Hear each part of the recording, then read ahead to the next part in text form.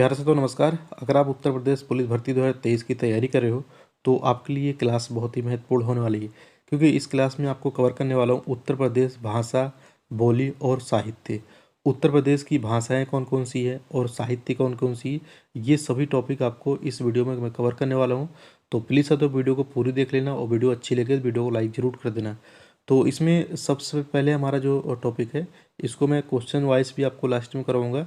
राजभाषा क्या है? उत्तर प्रदेश में देवनागरी लिपि में लिखी हिंदी को 1949 में राजभाषा के रूप में अपनाया गया। तो आपसे सीधे डायरेक्ट क्वेश्चन पूछ लिया जाएगा, हिंदी को राजभाषा के रूप में कब अपनाया गया था? 1949 ईस्वी में। तो राजभाषा हिंदी का प्रयोग प्रदेश के सभी कार्यालयों में 26 जनवरी 1968 से लागू किया गया। तो आपसे डायरेक्टली ये क्वेश्चन आपसे पूछ लिया जाएगा कि राजभाषा के रूप में उत्तर प्रदेश में हिंदी कार्यालयों में कब से लागू किया गया? तो ये आपका 26 जनवरी 1968 से लागू किया गया है। तो आपसे डायरेक्ट क्वेश्चन पूछ लिया जाएगा, उत्तर प्रदेश राजभाषा संशोधन अधिनियम 1989 उर्दू को प्रदेश की द्वितीय राजभाषा घोषित किया गया। तो आपसे डायरेक्ट क्वेश्चन पूछा जाएगा, उर्दू को द्वितीय राजभाषा के रूप में कब घोषित किया गया? तो आपको ये डेट याद कर लेनी है। और आपसे एक क्वेश्चन इसमें और बन जाएगा कि उत्तर प्रदेश की द्वितीय जो आपकी राजभाषा है वो कौन सी राजभाषा है? तो आपको याद रखना है उर्दू। ठीक है, उर्दू जो आपकी है वो उत्तर प्रदेश की द्वितीय राजभाषा है। हिंदी क्षेत्र की समस्त बोलियों की 5 वर्गों में विभाजित किया गया है। इन्हें उपभाषा कहा जाता है। इन उपभाषाओं में हिंदी की 18 बोलियां सम्मिलित हैं। जैसे आपकी होगी पश्चिमी हिंदी। पश्चिमी हिंदी में कौन कौन सी आती है? खड़ी बोली।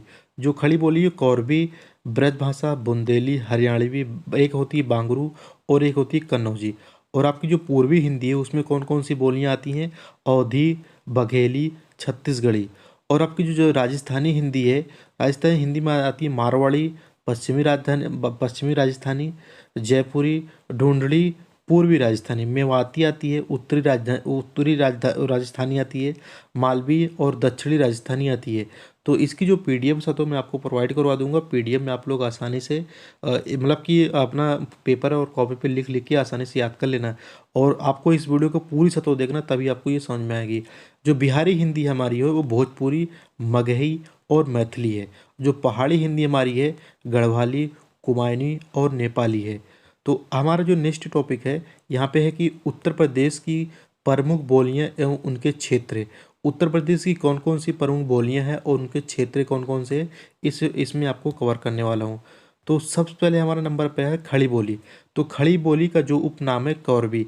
कौरवी जो नाम है राहुल शंकराचार्य ने दिया था, अस्तित्व में आई थी 1801 ईस्वी में। और खड़ी बोली शब्द सर्वप्रथम लल्लू लाल सदहल मिश्र ने दिया था। ठीक ठीक है। तो ये लल्लू लाल नाम याद कर लेना। खड़ी बोली जो शब्द किसने दिया था? लल्लू लाल जी ने दिया था। खड़ी बोली का प्रथम कवि कौन है? अमीर खुसरो। तो आपसे डायरेक्ट क्वेश्चन पूछ लिया जाएगा कि खड़ी बोली का प्रथम कवि कौन सा है? तो आपको अमीर खुसरो याद कर लेना है। और नेक्स्ट है कि खड़ी बोली का प्रथम काव्य कौन से है? प्रिय प्रवास। ठीक है, अयोध्या सिंह उपाध्याय ने लिखा है प्रिय प्रवास। ठीक है, तो आपसे सीधा क्वेश्चन पूछ लिया जाएगा खड़ी बोली का प्रथम काव्य कौन सा है? तो आपको क्या करना है? प्रिय प्रवास याद कर लेना है। और इनको लिखा किसने है? अयोध्या सिंह उपाध्याय ने लिखा है। तो ये इसको नोट में लिख लो। क्षेत्रीय सहारनपुर, मुजफ्फरनगर, मुरादाबाद, रामपुर, मेरठ, बागपत, शामली, बिजनौर, संभल, हापुड़, गाजियाबाद। ये खड़ी बोली के प्रमुख क्षेत्र आपको यहाँ पे हमारा नेक्स्ट क्वेश्चन है ब्रज भाषा। विकास जो है शौरसेनी उपभ्रंश हुआ है। क्षेत्र इसके कौन से है जो ब्रज भाषा बोली जाती है? अलीगढ़, मथुरा, आगरा, फिरोजाबाद, एटा, मैनपुर, हाथरस, बदायूं, बरेली के आसपास जितने भी क्षेत्र हैं वहाँ पे कौन सी भाषा बोली जाती है? ब्रज भाषा बोली जाती है। तो तुलसीदास द्वारा रचित कवितावली विनायक पत्रिका ब्रज भाषा में रचित है।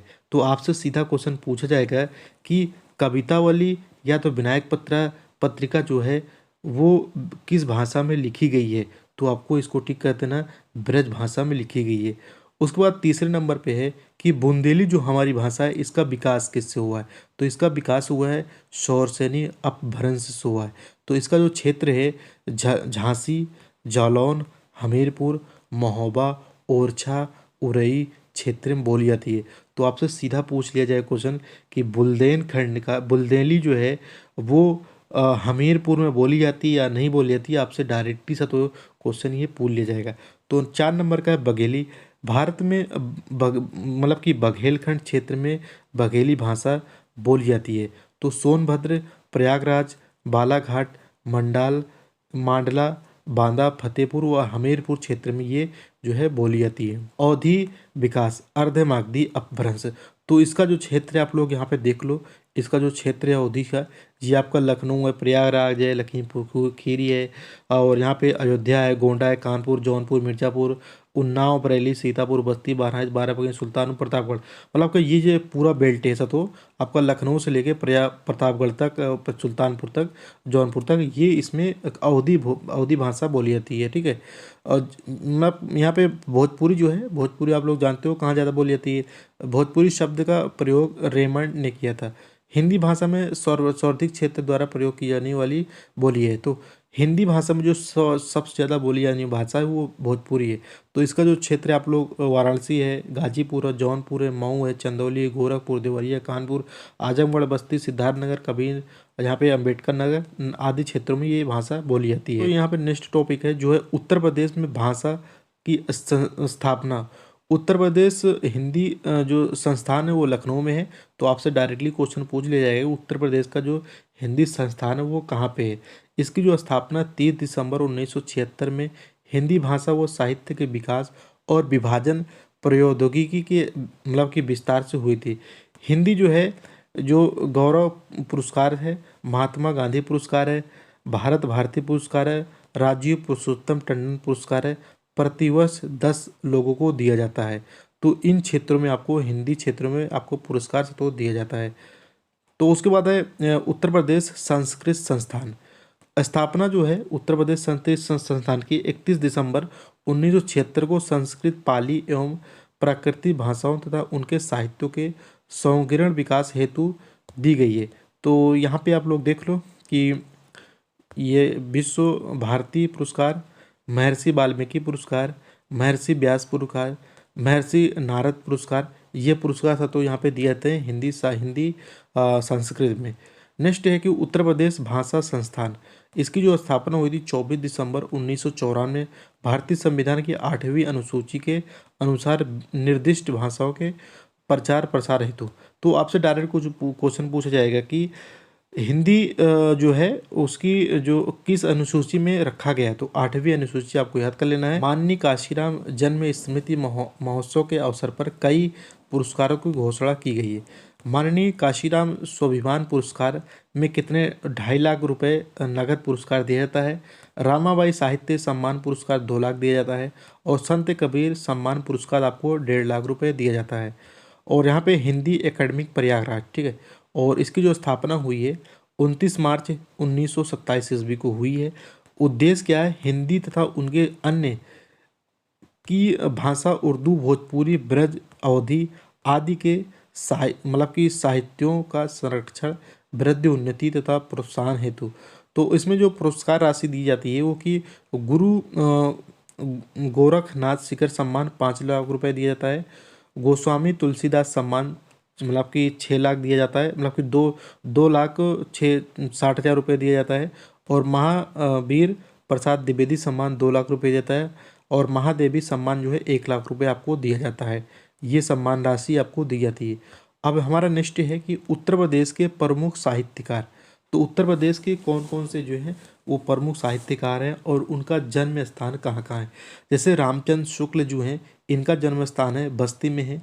महादेवी वर्मा जी का जन्म स्थान है फर्रुखाबाद है। और राहुल सांकृत्यायन का जन्म स्थान आजमगढ़ है। और हरिवंश राय बच्चन का जन्म स्थान आपके प्रयागराज में है। तो आपसे डायरेक्टली क्वेश्चन सा तो ये पुटअप कर लिया जाएगा कि रामचंद्र शुक्ल का जन्म स्थान कौन सा है इनमें से। तो आपको क्या करना है, बस्ती टिक कर देना है। मुंशी प्रेमचंद का जन्म स्थान वाराणसी है। जयशंकर प्रसाद जी का जन्म स्थान वाराणसी है।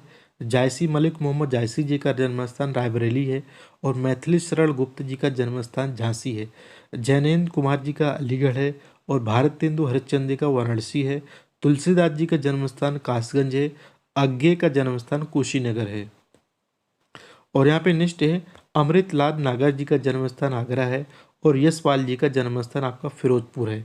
तो ये सभी आपकी जो उत्तर प्रदेश सामान्य ज्ञान से रिलेटेड जितने भी क्वेश्चन पुटअप हो रहे थे, जितने भी टॉपिक मैंने कवर किए, ये टॉपिक आपके यूपी पुलिस के एग्ज़ाम में बहुत ही महत्वपूर्ण होंगे और इनमें से 2 से 3 क्वेश्चन आपके हर एग्ज़ाम में बनने वाले हैं। तो आप लोगों को किस टॉपिक की वीडियो चाहिए, आप लोग कमेंट बॉक्स में कमेंट करके बता सकते हो और इसकी जो पीडीएफ है आपको व्हाट्सएप ग्रुप या तो टेलीग्राम चैनल मिल जाएगी। साथों मिलते हैं नेक्स्ट वीडियो में, तब तक के लिए जय हिंद, वंदे मातरम।